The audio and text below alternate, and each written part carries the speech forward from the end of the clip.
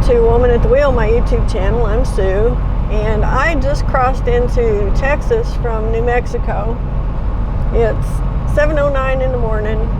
I've been up moving since about, 6:30. I started out this morning at Tucumcari, New Mexico, where I'd stopped for the night.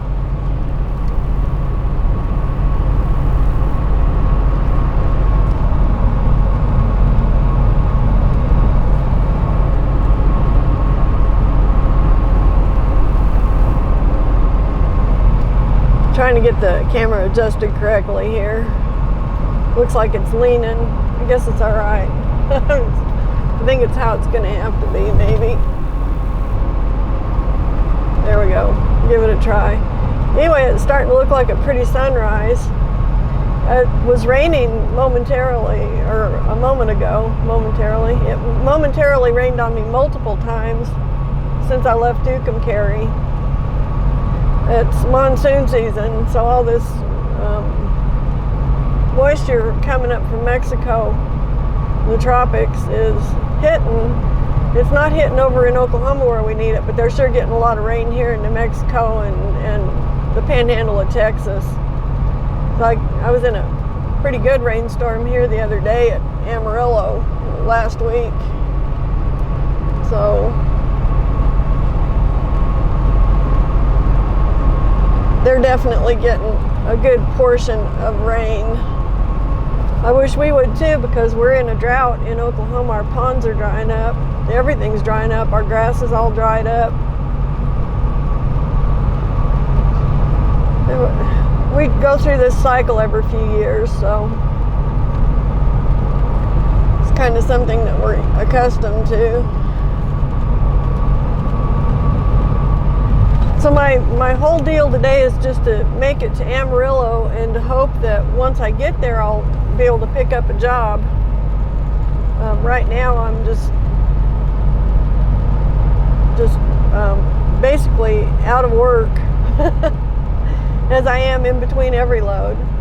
There's nothing to panic over. My broker guy, he should be up moving here in about half an hour, so maybe he'll come up with something for me to pick up in Amarillo and take somewhere. He usually does. He's pretty good at finding me stuff. And if he doesn't, I'll just go home. So we'll call it an early week, I guess. It's only Thursday. This has been an extremely short week for me. I just worked yesterday. That was it. I mean, I went and got a set of tie-together trailers day before yesterday in the afternoon, and I hauled them out to New Mexico, delivered them yesterday at Albuquerque.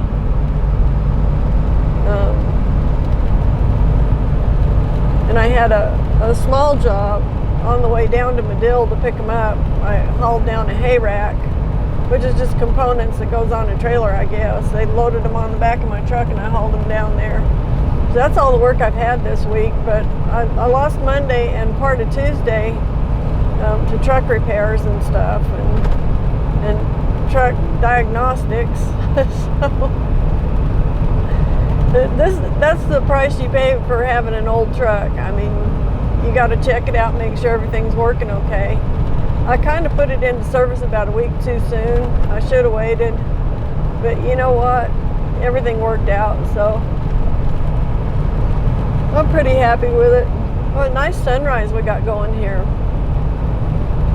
All these rain clouds and stuff, making a very picturesque sky. Very pretty.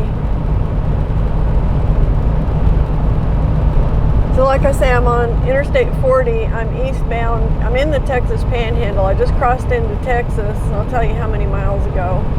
9 miles ago. I'm only 9 miles into the Panhandle from New Mexico. And I've got about 65 miles to go to get to Amarillo. So I'm not quite an hour outside of Amarillo, but I love this country out in here. Look at these mesas and bluffs, and this very western looking territory.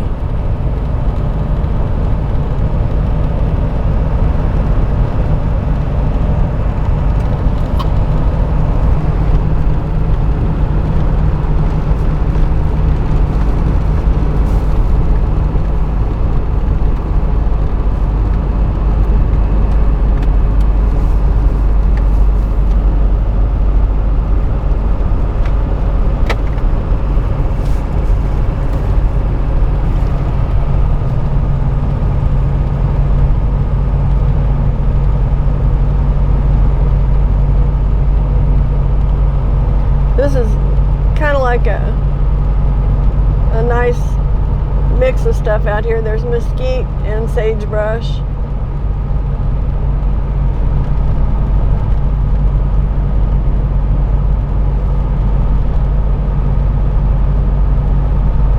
Pretty much everything you'd expect to see in the Panhandle. Mesas, bluffs, sagebrush, mesquite.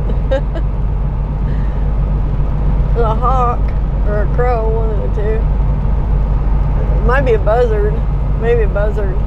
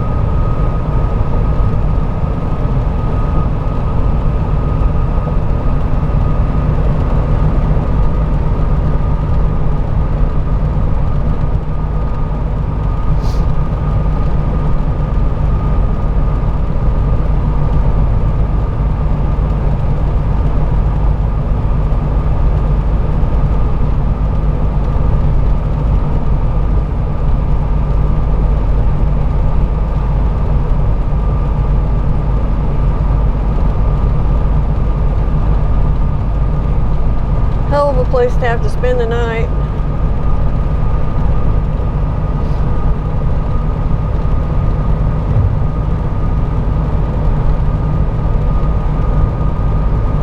It's one of the reasons I don't drive a big truck.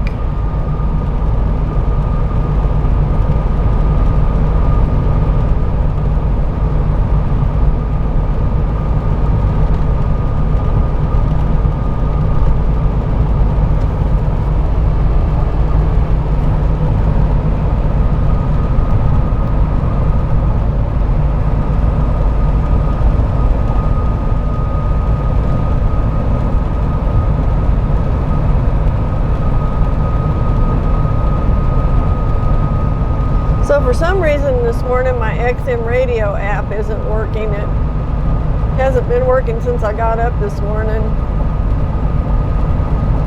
I guess they're having some kind of a malfunction.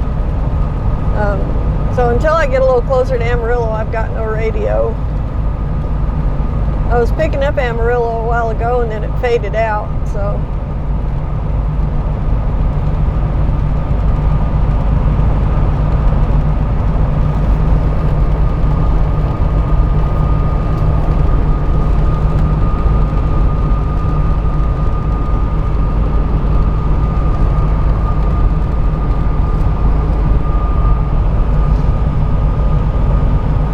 I was trying to find a convenience store. Well, in Tucumcari, nothing's open at 5 in the morning because it was, of course, 5:20 when I left there, as opposed to 6:20 because I'm still on Central Time, but they're on Mountain Time, so there was nothing open there.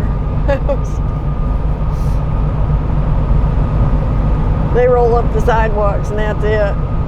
They're done till whenever. I didn't even realize. I think I saw one Circle K. I'm not even sure if it was open.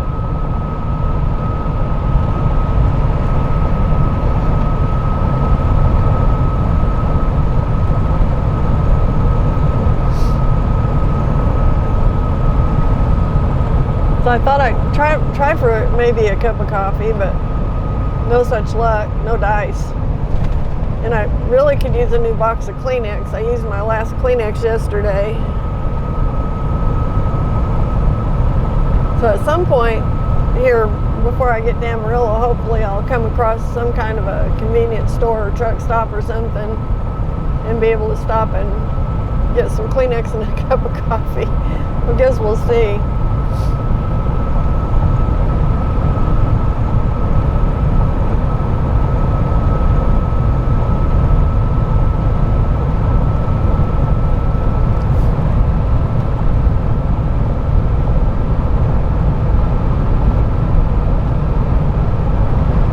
actually need is a Walmart.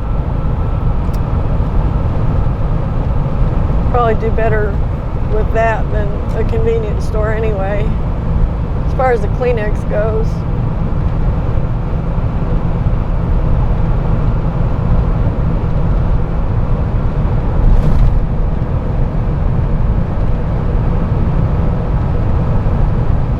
So the more I drive this truck, the more I'm impressed with it. I just really like it a lot. But it's got its faults. It's not as powerful as the Dodge, obviously. It's not as much horsepower. And you know, it's not made to be a 80 mile an hour pulling machine. So there are times, like when I'd be going uphill pulling those 2 trailers yesterday, it would slow down on me.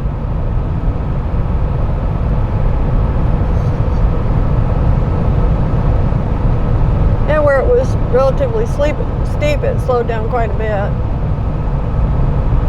But that's kind of normal. The rest of the time, I mean, it runs strong. It's not like there's a compression issue or anything like that. It's just, you know, different critter than the Dodge. But that's fine too. I mean, I've had my Dodge, even the 2-ton, I had it so loaded sometimes that, you know, I'd lose all my momentum going uphill anyway. So that's not all that unusual a thing. It just happens with a little lighter load with this truck. Of course, this truck is designed to haul about half of the weight, less than half of the weight that Dodge is designed to haul. So, you know, it's going to slow down going uphill a lot quicker, pulling less weight. So that's all perfectly normal for the type of machine it is, but you know, that's the only thing I can think of about it that's really even notable, and it's not all that big of a deal because it's just normal. The only other thing about it that would even be considered a negative in my mind is just the lack of personal space in here. It's just not a whole lot of room, but it's a single cab truck too, so, and it's a 90s, so it's not made to be like the trucks are now. They make vehicles so huge now that you can just about get swallowed up and lost in them. And I've always had trouble with legroom in vehicles because I'm very leggy, but I've got enough legroom in here. It's just not what I would call spacious. It's kind of tight, but not enough to where it feels claustrophobic while I'm in here working, so it's all right. It's just not as big as the Dodge. That Dodge was huge. I mean, the cab on that thing, and to start with, it was a crew cab, so it was, I don't know, 4 feet to the back of the cab from the driver's seat. I mean, it's just massively huge. But it also had that as a negative. It was also that much longer, which meant everything I hauled, all my loads were longer by 3 feet, pretty much 3 or 4 feet than they needed to be, just because of that extra cab space that wasn't really a requirement. That was, you know, it's a nice thing to have, I guess, if that's the kind of truck you want to drive. It's useful. You can put a lot of stuff back there. But as I've figured out, I've had a lot of stuff in that truck that I didn't even need to have with me. And I was still way overdoing it until I kind of got used to this.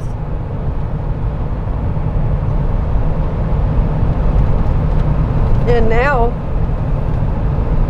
this is pretty awesome in here now. I mean, I don't have that much stuff crammed in here. It's nothing like it was the first week. The first week I had way too much stuff. It was just ridiculous. So now it's back to kind of what I would call normal. got everything that I need, but nothing that I don't, which is a lot better than hauling around way too much crap. That's what I've been doing for the last year, is hauling around way too much crap.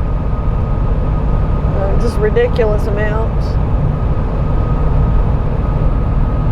Boy, it is really cool out there this morning. I can finally see my thermometer, and it's not even 70 degrees. It's in the 60s. Thought it felt cool this morning.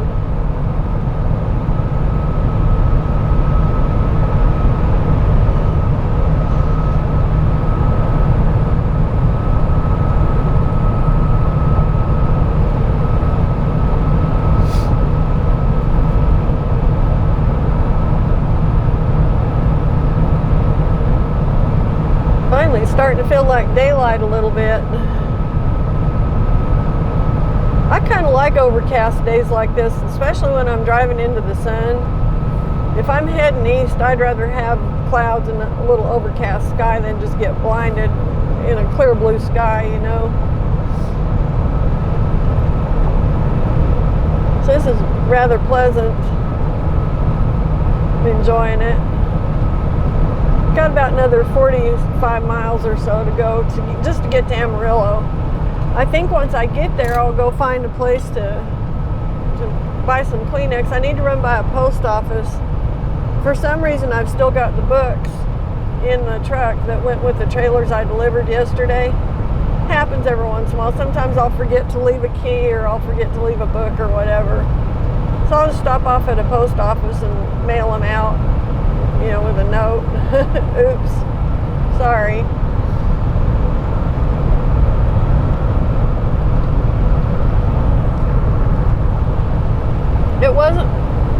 It wasn't my typical delivery pattern, which I think is why I forgot to do it. Because usually what I do is when I pull in with trailers, I go in, let them know I'm there, ask them where they want the trailers, and I take the trailers out and park them, unhitch, and then take all the paperwork in, have them sign for it, you know, all that. Or they will come out and inspect the trailer and then sign off on it. Well, they didn't do that. The head guy sent some kid out to get my paperwork, which, you know, I'm not crazy about that, because, you know, they just took off with my whole clipboard. So it kind of threw me. So I wasn't really thinking about it. I should have been paying more attention. It's not like it's their fault. It was just a different situation, and I wasn't on the beam as much as I should have been.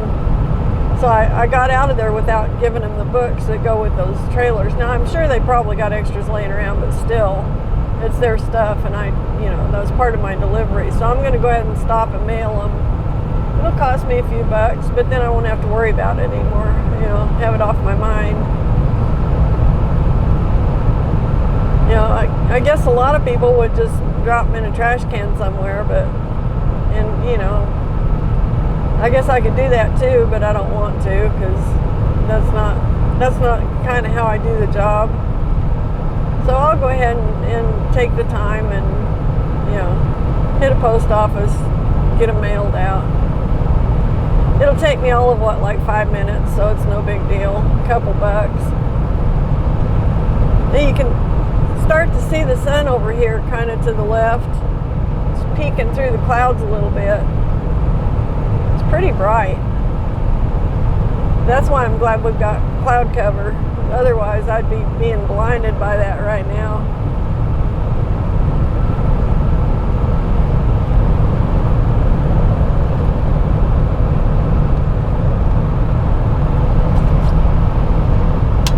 So I saw this really cool video.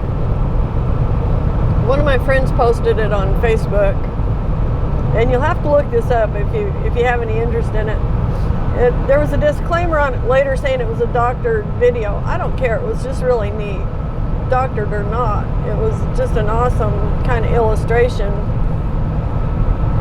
of how fast this world's actually spinning. It was just kind of cool.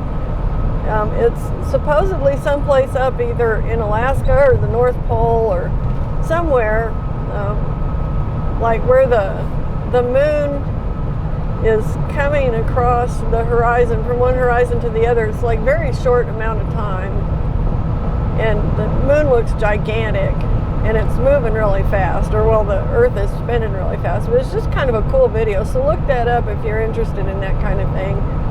Like I say, they've stuck a disclaimer on it saying it was some kind of doctored or photoshopped or something. I don't care, it just looks neat. It's a really neat concept, and just really, it's kind of entertaining. So I imagine you could probably just Google that, like, you know, moon passes over North Pole really fast or something, and see what you come up with. But I really enjoyed seeing that. It was pretty neat. Quite the concept. I mean, if somebody did doctor it up, they were really thinking. So, and I imagine they did it. It didn't look like something you'd actually see, but then again, it did. It was just neat deal. So go look it up if you're interested in that kind of deal.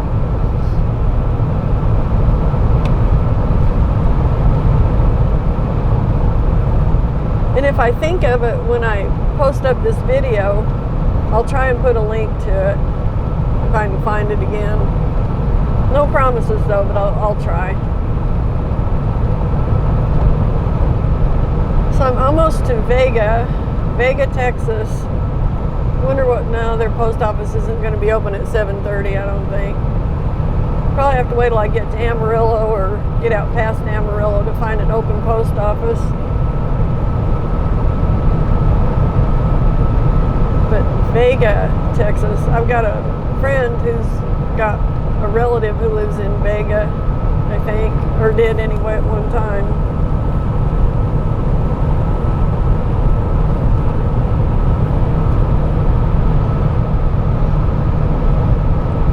More of these roadside campers. I feel sorry for these truckers having to do that. I really do. I mean, I guess it wouldn't be too bad staying in the trucks, just generally speaking, you know, because they've got sleepers and all that. But just being on the side of the road, I mean, you know, not having bathrooms, it can't be all that convenient. And then just being in these areas where, you know, how safe would that be? I don't know.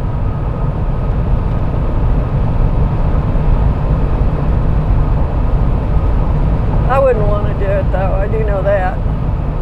There's a reason I don't sleep in the truck, you know. It's just not conducive to good rest, really. Not like my creature comforts, even if I have to pay a little bit for them. Sometimes I have to pay a lot for them. It depends on where I'm at. So last night at Tucumcari, I like these little mom and pop motels, the ones that have the courtyards you can pull right up in front of your room. And what they're doing is they're redoing a bunch of those. Almost every one I've stayed in the last, I don't know, 3 or 4 months has been remodeled. They're modernizing them, which really helps a lot. I mean, because a lot of them were getting pretty ratty looking. They were pretty old and run down. But like the one I stayed in last night, it was the Budget Inn in Tucumcari. And it was decent, you know, and for the price, couldn't beat it. I mean, it had everything I needed. I carry my own coffee maker, so I don't care if they put one. A lot of places don't anymore. And the reason they don't is because crackheads or, well, meth heads will try and cook meth in them. So I don't use coffee pots that are in motel rooms anyway, unless they're like, the ones with the pods. But anything that they could actually, you know, stuff in and then run water through, I don't use those just because. They were doing that back when I was a cop, you know, 15 years ago. They would be cooking meth in coffee pots in motel rooms. So I carry my own coffee pot.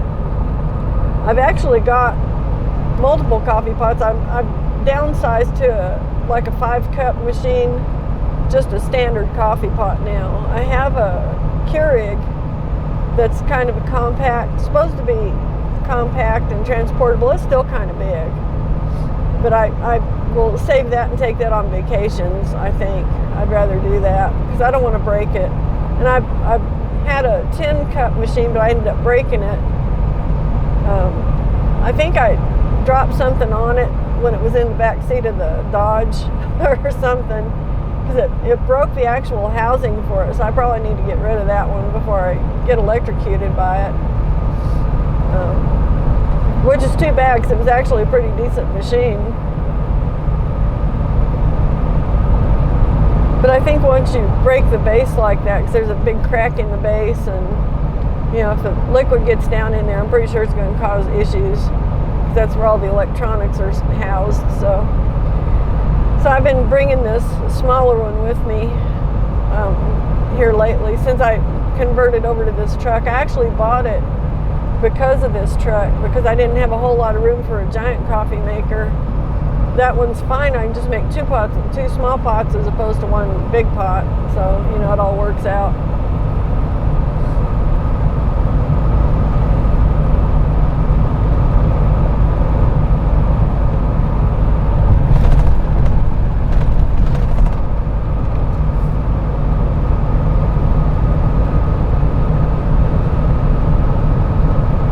But anyway, that motel last night, it was pretty reasonable. With tax and everything, it's like $71. And I'll be honest, I don't even like spending that much, but that's about how much you have to spend to get something that's not totally disgusting and filthy. So, if it's any cheaper than that, you may be okay, but you may not. You better go look at the room before you rent it, because some of them are pretty nasty. And that's always a good rule of thumb. If you've got the luxury of doing it, sometimes I don't bother. I can kind of tell. I've gotten pretty good at picking out ones that aren't so bad, because you can just kind of tell when you walk in the lobby how nasty or how decent the motel's going to be.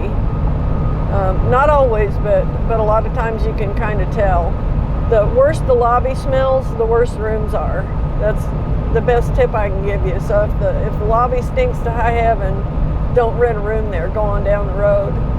But if you want to make sure, just ask them.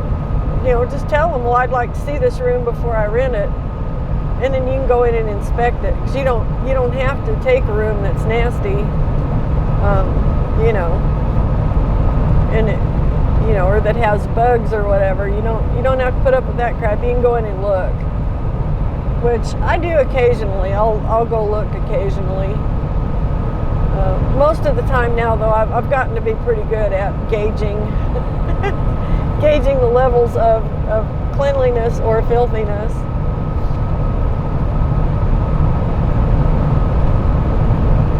Which is kind of a good thing, because I don't have a whole lot of time usually to be messing around. By the time I get stopped somewhere, I'm usually tired and just ready to stop. And it's kind of like, okay, just whatever it is, I'll just have to deal with it.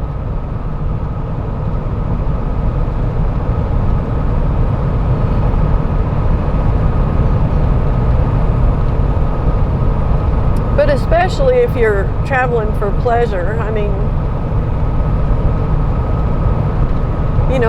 if you're not on a tight time schedule, you should be able to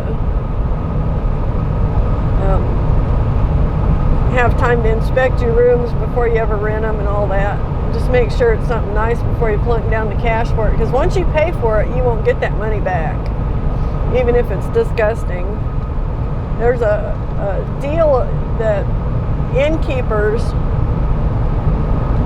defrauding an innkeeper is like a pretty serious offense, and that's what they'll use against you. Let's say if you rent a place and then you go in and you find out it's filthy, and then you go tell them, this place is a pigsty, I want my money back, they'll say no. And they don't have to give it back because of that innkeeper clause in the laws. So you want to make sure you like the room before you rent it. I've made the mistake of not doing that way back, like 30 years ago. and got ripped off on a room that was just absolutely disgustingly filthy. I mean, it was unfit for human habitation. And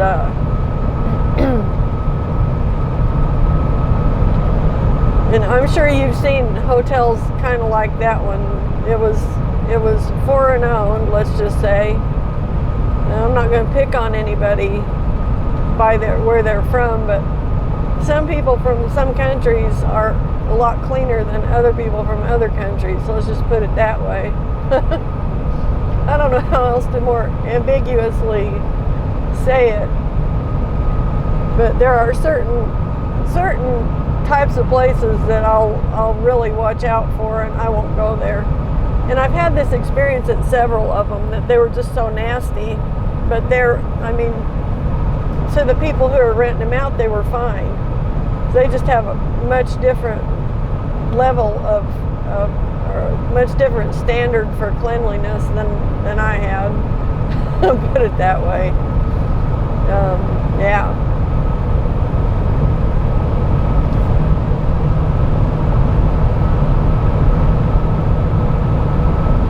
So I haven't actually been ripped off on a motel room now for a long time. I've had a couple of them that I shouldn't have stayed at. And I had, well, one in particular that I can think of down in Texas that was disgusting.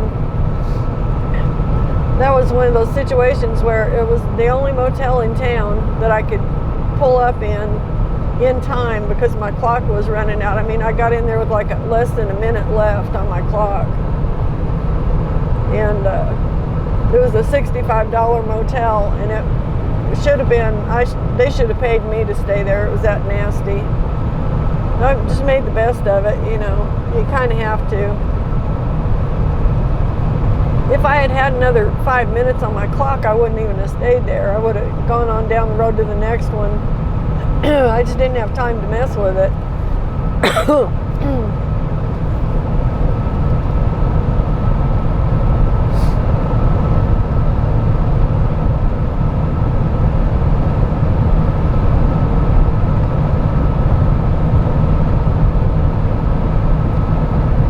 And I know that sounds crazy, but when you're running on an electronic logging device and it's plugged into your truck, that's the decisions you have to make.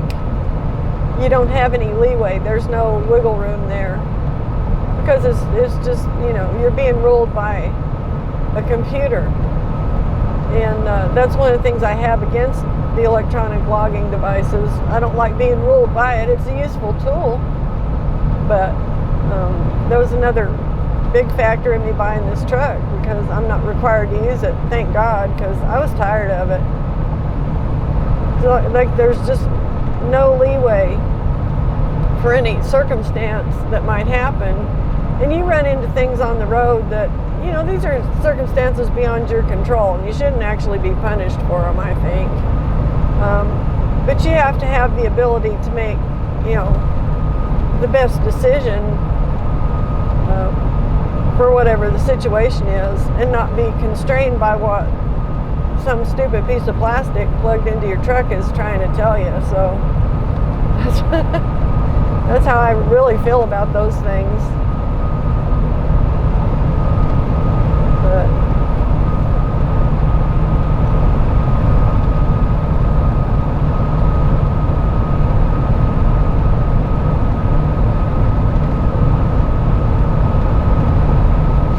so I'm about 25 miles out of Amarillo.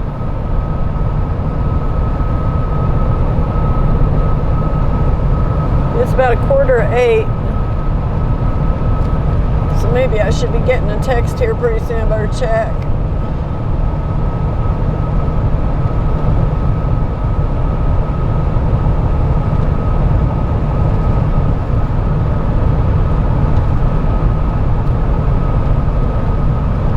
Nothing yet.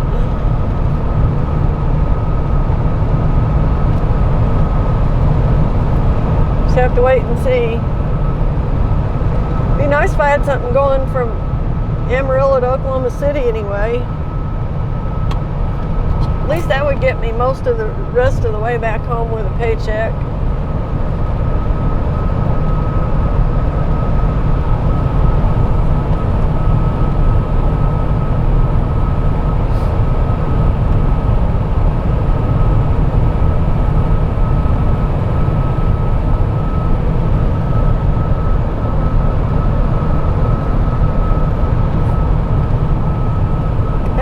find something for me like last week where there was a load over and a load back, that'd be even better.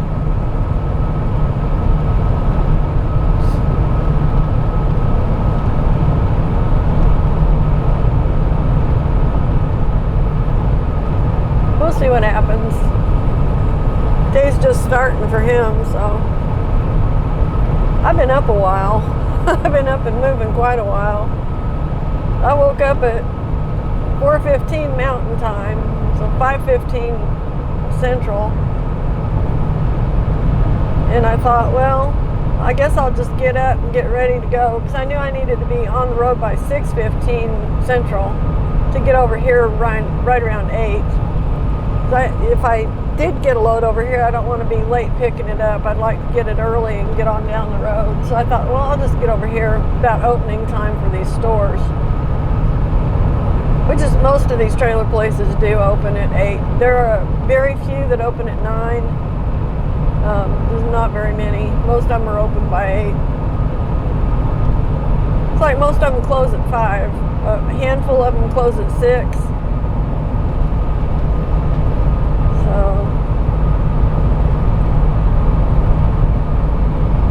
It all just depends. So out in here somewhere is the deal where all the Cadillacs are buried in the ground, nose down, I think.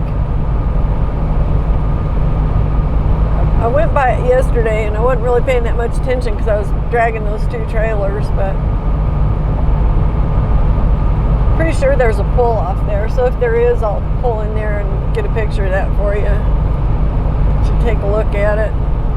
Kind of a weird thing. I don't know why anybody would do it. I guess it's just wanting to make a tourist attraction of some kind.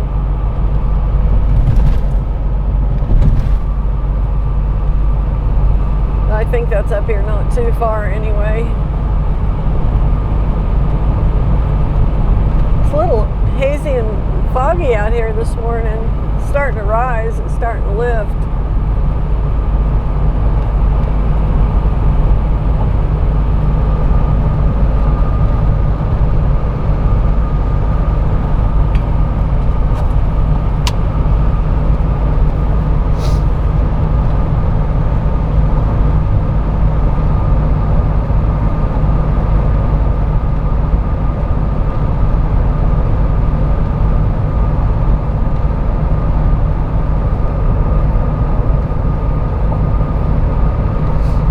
Feedlot, big feedlot.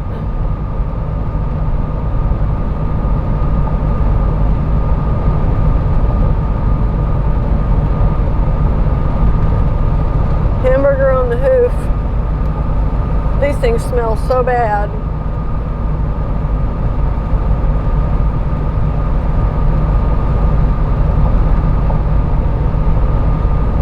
This is why we buy our beef local. Part of the reason.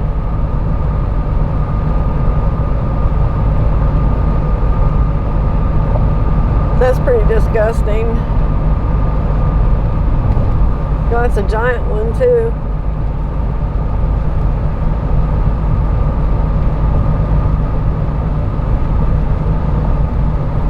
I don't know if you've ever driven by one of these giant feedlots, but it's like driving through a sewer. Pretty much the smell. It's nasty.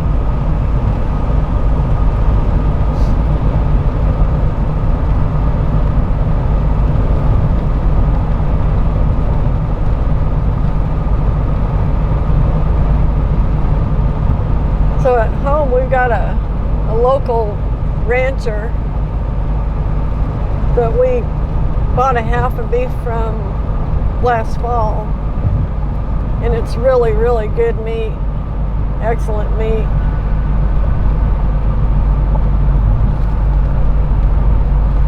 Really happy with it. We're pretty much out of steaks though. I think we got a few roasts left and a lot of hamburger. Way too much hamburger.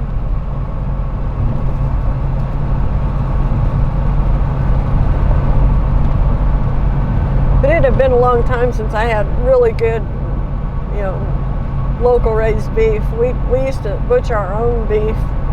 Well, we didn't personally butcher it, but we hauled it over to Fletcher, Oklahoma, and had it butchered over there. So we always had, nice beef when I was a kid in Oklahoma, because Grandma had cattle. And of course, when it was time to butcher one, there was so much meat off of one that it would feed a lot of people for a long time. So we split it up with her, I guess.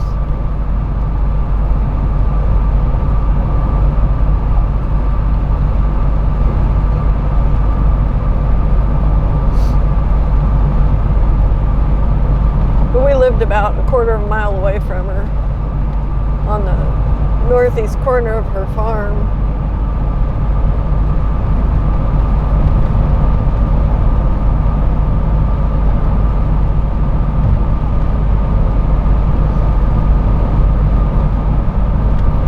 One of the girls I went to school with down in Oklahoma now lives on that farm. That's where she lives now. Her dad bought it from my grandma. But before that, it had been in the family since statehood, basically.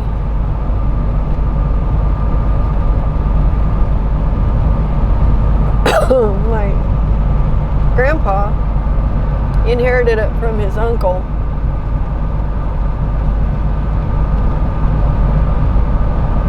In the 1930s. And I guess his uncle had lived on it for a while, 20 years maybe, somewhere thereabouts.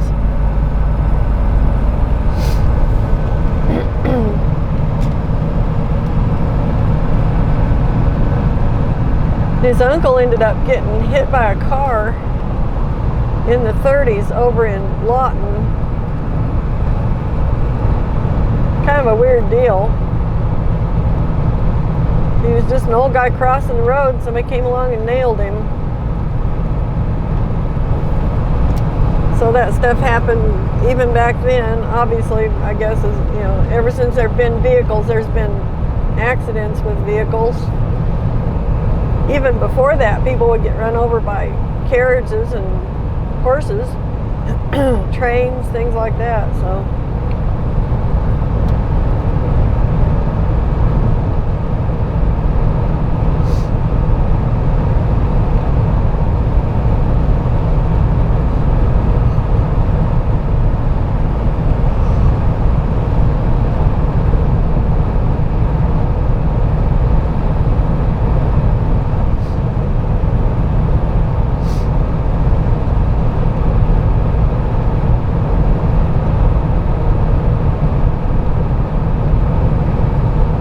about 15 miles from Amarillo now.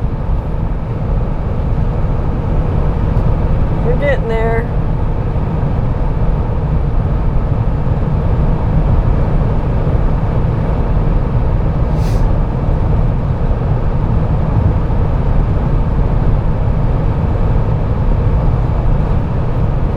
So I better switch over my fuel.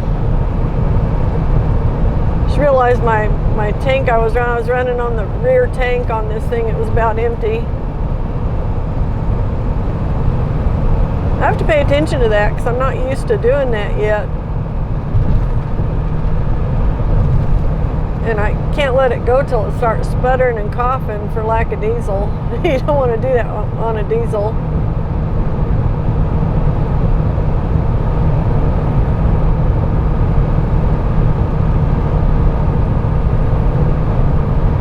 So I guess what I'll do is I'll go over here and find a Starbucks and get me a good cup of coffee, because the water at the motel was pretty nasty. So the coffee I've got doesn't really taste very good.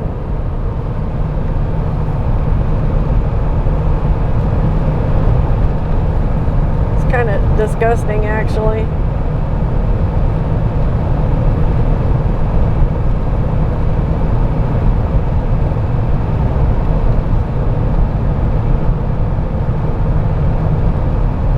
I don't know what it is with motels and terrible water. If the water's just really bad in the town, that's just what everybody contends with. or if it's something specific to the hotel, but a lot of hotels have really crappy water. Really, really bad. There's a famous story about a hotel out in California where they had water tanks up on top of this big motel, and somebody had been murdered and thrown in that water tank, and that was the water these people were bathing in and drinking, and oh my God, it was just hideous. Ever since then, I've been real suspicious about hotel water. So I don't know. This doesn't taste like a body though, it tastes like chlorine, so a lot of chlorine. I'm not used to chlorine in my water, we're on well water.